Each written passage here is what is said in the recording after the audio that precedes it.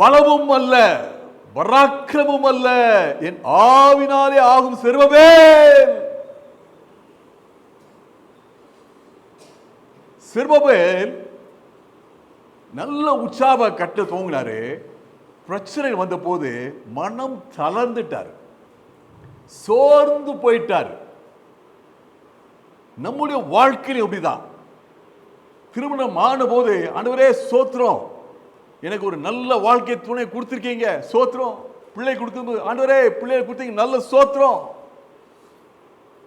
உற்சாகமாக குடும்ப வாழ்க்கைய மன வாழ்க்கைய நடத்துறோம்.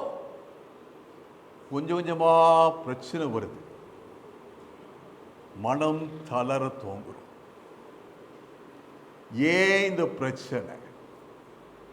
வாழ்க்கையில் முன்னேற்றம் இல்லையே, தேக்கம் உண்டாயிற்று. செருபாபேலுக்கு அதே பொசிஷன். செருபாபேலுக்கு உற்சாகம் இருக்கு, ஆனா வேலை நகரல, வேலை அப்படியே முடங்கி கிடக்குது. ஆண்டவர் செருபாபேலுடைய உள்ளத்தை பார்க்கிறார். அவன் உள்ள நல்ல உள்ளம், ஆண்டவருக்காக துடிப்பார்க்க ஒரு இருதயம். நான் ஆண்டவருக்காக இந்த பணியை செய்யணும், ஆண்டவரை தெரிந்து கொண்டார். அதே நேரத்தில் என்னால் செய்ய முடியலையே, மூலையில் போய் உட்கார்ந்து இருப்பார், மடங்கி உட்கார்ந்து இருப்பார், கன்னத்தில் கை வச்சு உட்கார்ந்து இருப்பார். இது ரெண்டுக்கு நடுவில் ஒரு கேப்.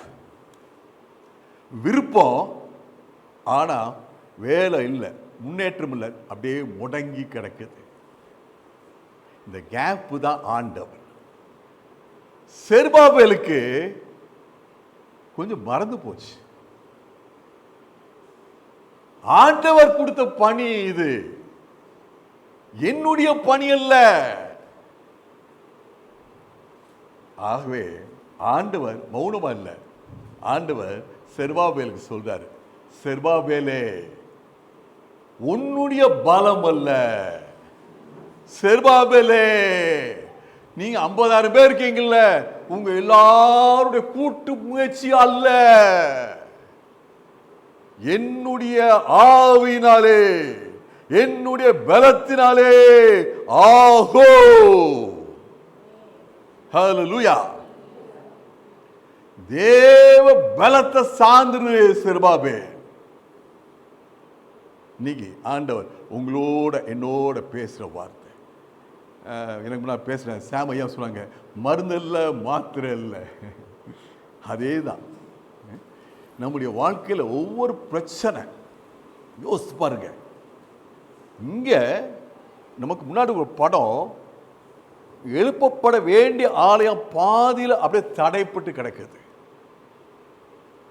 இதே மாதிரி நம்முடைய வாழ்க்கையில நமக்கு ஆண்டவர் ஒரு தரிசனத்தை கொடுத்திருக்கிறார், நமக்கு ஒரு பிளானை கொடுத்திருக்கிறார், ஒரு விஷனை கொடுத்திருக்கிறார், ஒரு அழைப்பை கொடுத்திருக்கிறார். நம்ம உற்சாகமா தோங்கணும். நடுவில் பிரச்சனைகள் வந்துச்சு, போராட்டங்கள் வந்துச்சு, வியாதிகள் வந்துச்சு, உறவுல பிளவுகள் வந்துச்சு, எல்லாரும் விட்டு போய் அப்படியே அமர்ந்திருக்கலாம்.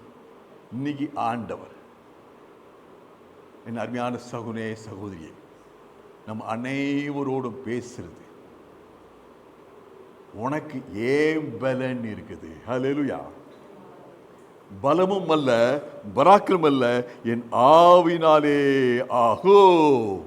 நம்ம இந்த 4ஆம் அதிகாரத்தை முழுமையா பார்த்தோம்னா, சோர்ந்து போன ஒரு உள்ளத்துக்கு, சோர்ந்து போன ஒரு மனுஷிக்கு, ஒரு மனுஷனுக்கு கொடுக்கிற ஒரு உற்சாகமான தேவனுடைய வார்த்தை. பலமும் அல்ல, பராக்கிரமும் அல்ல, என் ஆவினாலே ஆகும். இதே புதிய ஏற்பாடு பார்க்கலாம். யோவான் 15ஆம் அதிகாரம் 5ஆம் வசனம். இயேசு கிறிஸ்து சொல்கிறார், நான் திராட்சை செடி, நீங்க திராட்சை கொடிகள், நீங்கள் என்னிலும் நான் உங்களும் நிலைத்திருந்தால் நீங்கள் அதிக கனி கொடுப்பீர்கள். என்னை அல்லாமல் உங்களால் ஒன்றும் செய்யக்கூடாது.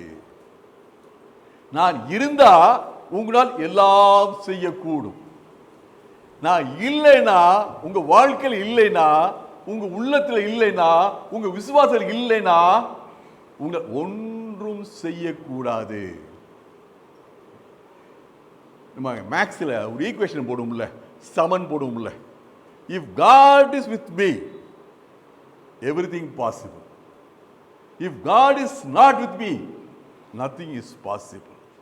God with me equal to possibility, victory. God not with me equal to failure. அதே வார்த்தை பழைய ஏற்பாடுல எரேமியா 32:27 ஆண்டவர் சொல்ற வார்த்தை, கர்த்தருடைய வார்த்தை வந்து, என்னால செய்யக்கூடாத காரியம் ஒன்று உண்டோ? என்னால் செய்யக்கூடாத காரியம் உண்டோ? இதே வார்த்தைய புதிய ஏற்பாடுல இயேசு மத்தேயு 19:26 மனுஷனால் கூடாதுதான் தேவனால் கூடும். ஹல்லேலூயா. கையில உயர்த்தி சொல்லுவோமா? என்னால கூடாதது தேவனால் கூடும்.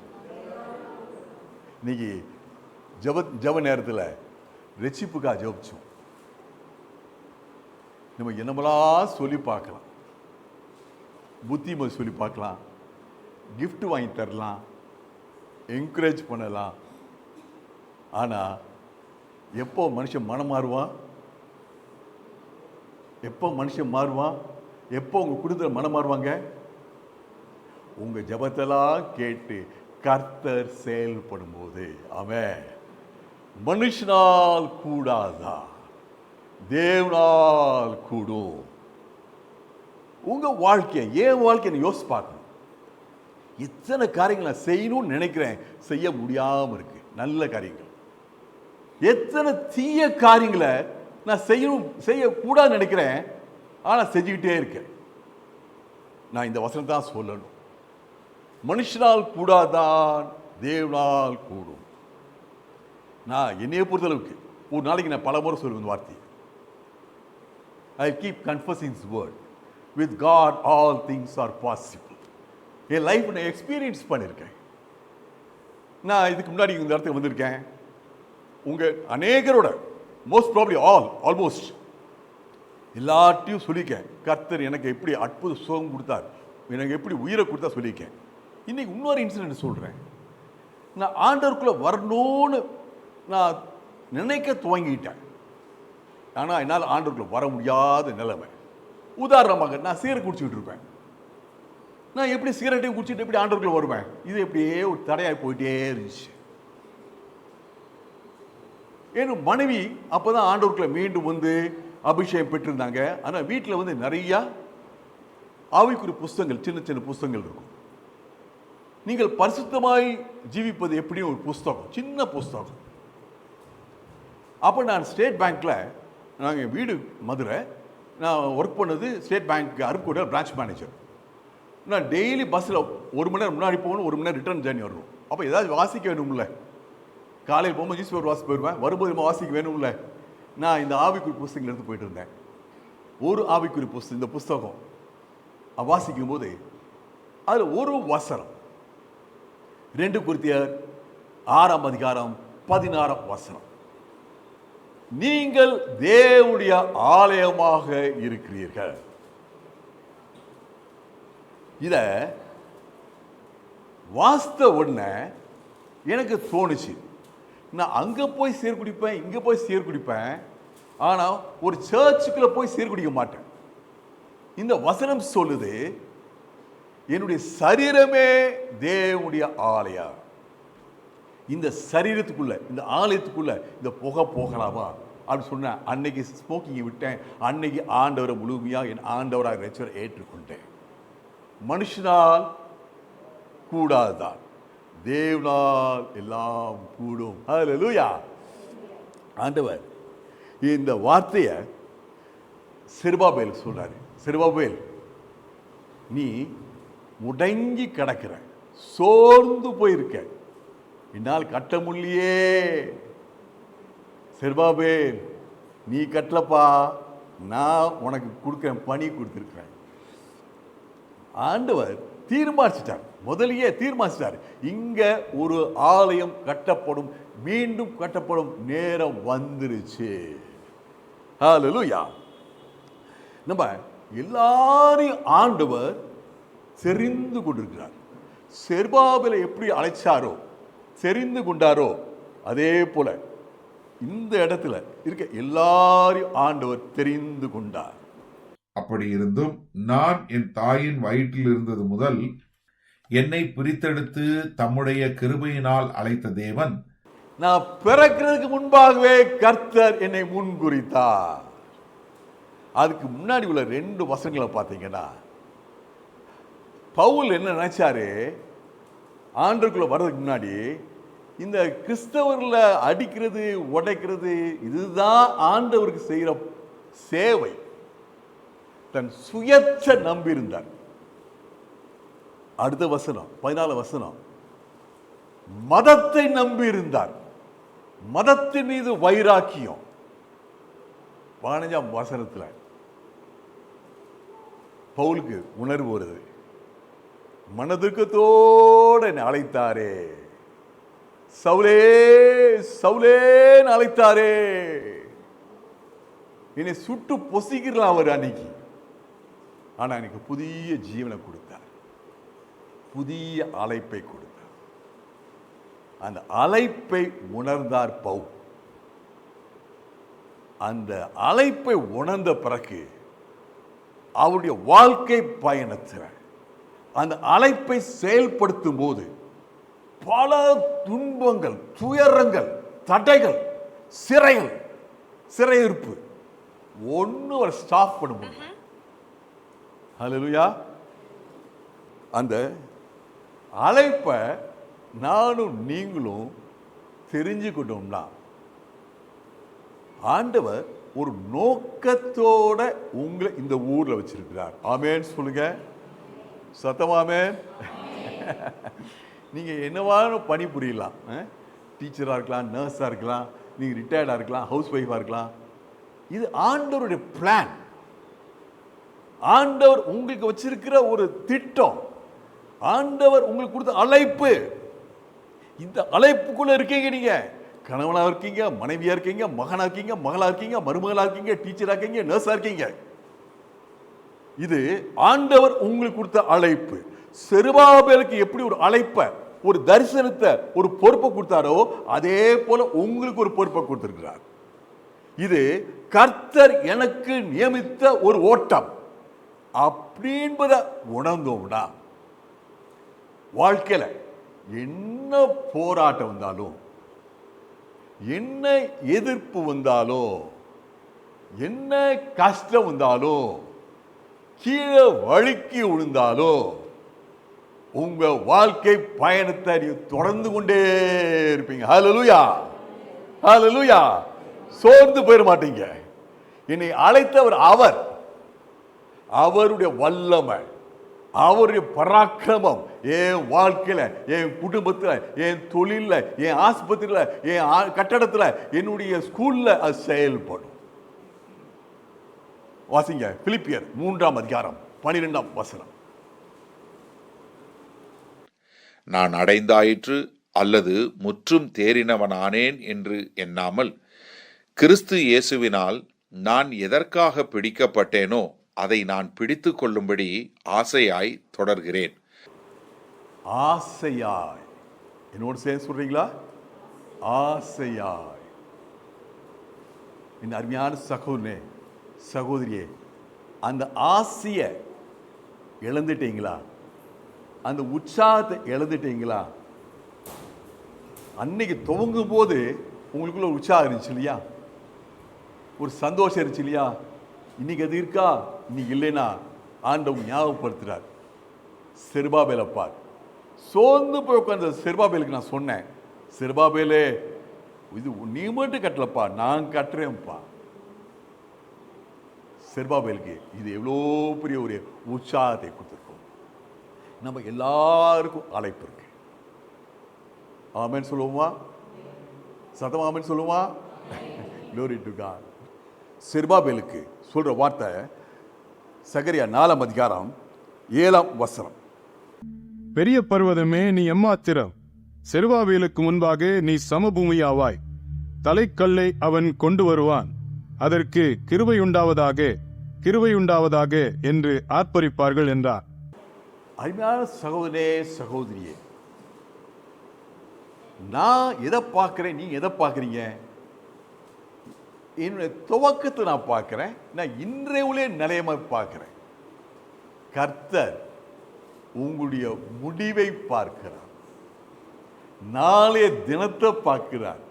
இன்னும் நீங்க 20 வருஷம் கழிச்சு, 30 வருஷம் கழிச்சு, 40 வருஷம் நீங்க எப்படி இருக்க போறீங்கன்ற பார்க்கிறார். ஏசாயா 46:10 சொல்லுது, அந்தத்தில் உள்ளவைகளை ஆதி முதற்கொண்டு அறிவிக்கிற கர்த்தர். ஆமென். துவக்கத்திலேயே முடிவை காண்கிற தேவன்.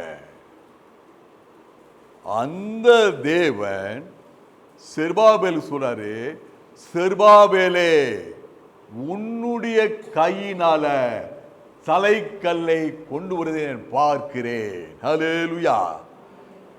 என்ன கட்டுறாங்க? ஆலயம். ஆலயத்தினுடைய நிறைவு எங்க இருக்குது? தலைக்கல்லை வைக்கிறது. செருபாபேல் நீ துவங்கிட்ட, நீயே முடிப்பது. ஹல்லேலூயா. அருமையான சகோதரனே, நீங்க ஒருவேளை யோசிக்கலாம், என்னால இந்த பணியை நிறைவேற்ற முடியுமா? என்னால இந்த பொறுப்பை நிறைவேற்ற முடியுமா? நான் வீடு கட்டிட்டு இருக்கேன், வீட்டை கட்டி முடிக்க முடியுமா? திருமணத்தை அரேஞ்ச் பண்ணிட்டு இருக்கேன், திருமணம் நிறைவேறுமா? பல கேள்விகள். ஆண்டவர் சொல்றாரு, நிறைவேறும். நிறைவேற்றுவது கர்த்தர். ஹல்லேலூயா. ஹல்லேலூயா. செருபாபேலுக்கு அந்த கேள்விக்கு பதில் வந்துச்சா? பதில் வந்துச்சு. செருபாபேல், உன்னுடைய கையினால இந்த ஆலய கட்டுமான பணி நிறைவேறும். ஆமென். ஆமென். ஆமென். ஆண்டவர் சொல்ற வார்த்தை அதே 7 பெரிய பர்வதமே நீ இனி எம்மாத்திரம், நீ எம்மாத்திரம். பெரிய பர்வதம், ரியாலிட்டி, உண்மையா. அதாவது செருபாபேலுக்கு முன்னாடி இருக்கிற பிரச்சனை சாதாரண பிரச்சனை இல்லை, பெரிய பிரச்சனை. செருபாபேல் கற்பனையாக பிரச்சனையை பார்க்கல, நிஜமான பிரச்சனை. ஆண்டவர் சொல்றாரு, செருபாபேல் அவனுக்கு முன்னாடி பெரிய பர்வதம் இருக்குல்ல, அது எம்மாத்திரம். உனக்கு முன்பாக, செருபாபேலுக்கு முன்பாக அது சமபூமி ஆகும். இதுதான் தாவீது கோலியாத்துக்கு முன்னாடி நிக்கும்போது சொன்னான். 1 சாமுவேல் 17 அதிகாரம் 29 நான் வந்ததுக்கு ஒரு முகாந்திரம் இருக்குது. There's a purpose in my coming. ஆண்டவர் என்னை சும்மா இங்க கொண்டு வரல. ஆண்டவர் உங்களை இந்த குடும்பத்தில் சும்மா தலைவியான வைக்கல. ஆண்டவர் உங்களை இந்த ஊர்ல சும்மா கொண்டு வைக்கல. ஒரு முகாந்திரம், ஒரு பர்பஸ், ஒரு பிளான் இருக்குது. இது தாவீதுக்கு புரியுது. முன்னாடி ஒரு பெரிய மலை நிக்குது, கோலியாத் என்ற மலை.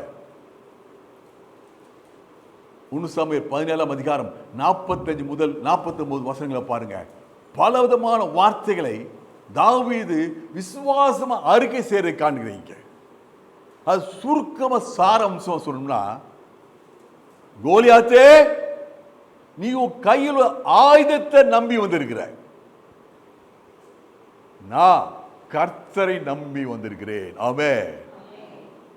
நீ பட்டயத்தோடும் ஈட்டியோடும் கேடத்தோடும் என்னோடு வந்திருக்கிற, நானோ இஸ்ரவேலுடைய ராணுவங்களின் தேவனாய சேனையில் கர்த்தருடைய நாமத்தில் வருகிறேன். ஆமென்.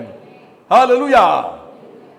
நானும் நீங்களும் நமக்கு முன்பாக வைத்திருக்க பணியை எப்படி செய்றோம்? கர்த்தருடைய நாமத்தில். ஹல்லேலூயா. தாவீது சொல்றாரு, யுத்தம் யாருடையது? யுத்தம் யாருடையது? கர்த்தருடையது. தாவீது சொல்றாரு, நான் சும்மா டிரைவர் தாங்க, ஐயா பின்னாடி உட்காந்துருக்காரு. நான் சும்மா ஒரு வாய்க்கால் தாங்க, அவர் தாங்க ஜீவன் நதி. என்னால செய்து முடிக்க முடியும். சகரியா 1:16 ஆண்டவர் சொன்னாரு, என் ஆலயம் கட்டப்படும். தீர்மானம். ஆண்டவர் உங்க வாழ்க்கையில ஒரு பிளான் வச்சிருக்கிறார். ஆண்டவர் தீர்மானம் பண்ணிட்டாரு, இந்த ஊர்ல, இந்த எருசலேம் பட்டணத்துல மீண்டும் தேவாலயம் கட்டப்படும். அது வசனம் துவக்கத்தை சொல்லுது. எது நிமித்தம் சொல்றாரா? மனதுருக்கத்தின் நிமித்தம். கையில் உயர் சொல்லுங்க, மனதுருக்கம். ஏன் உங்க வாழ்க்கையில ஆண்டவர் இந்த ஆசீர்வாதத்தை ஏற்கனவே நியமிச்சாரு? நீங்க நல்லவங்கனால அல்ல, அவருடைய மனதுருக்கத்தின் நிமித்தம். ஆமென். அதே வசனம் கடைசி போது சொல்லுது, என்று சேனைகளின் கர்த்தர் சொல்கிறார். எங்கெல்லாம் பைபிள்ல சேனைகளின் கர்த்தர் சொல்லப்படுதோ அங்கெல்லாம் அர்த்தம் பராக்கிரமசாலி, சர்வ வல்லவர். ஆண்டவர் அவருடைய அன்பின் நிமித்தம், அவருடைய வல்லமை நிமித்தம் ஏற்கனவே தீர்மானிச்சிட்டாரு, இந்த ஆலயம் கட்டப்படும். ஆகவே சிறுபாபேல் மூலமாக இந்த கட்டணம், இந்த பணி, இந்த பொறுப்பு, இந்த பிளான் நிறைவேறும். ஆமென். ஹல்லேலூயா. பிலிப்பியர் 1:5 உங்களில் நற்கிரியையை தொடங்கினவர் அதை இயேசு கிறிஸ்துவின் நாள் பரியந்தம் முடிய நடத்தி வருவார் என்று நம்பி, ஆண்டவர் செருபாபேல் துவங்கிட்டார். ஆண்டவர் சொல்றாரு, செருபாபேல் உன் கையினால் இது நிறைவேறும். செருபாபேல் அதே ஆண்டவர் என்னையும் உங்களையும் பார்த்து சொல்றார், உனக்குள்ள ஒரு நற்கிரியை துவங்கிட்டேன். துவங்கிட்டாரா? துவங்கிட்டான்ற மட்டும் கையில் வைத்துக்கு பார்ப்போம். ஹல்லேலூயா. அதை முற்று முடிய நான் நிறைவேற்றுவேன். ஹல்லேலூயா. Glory to God.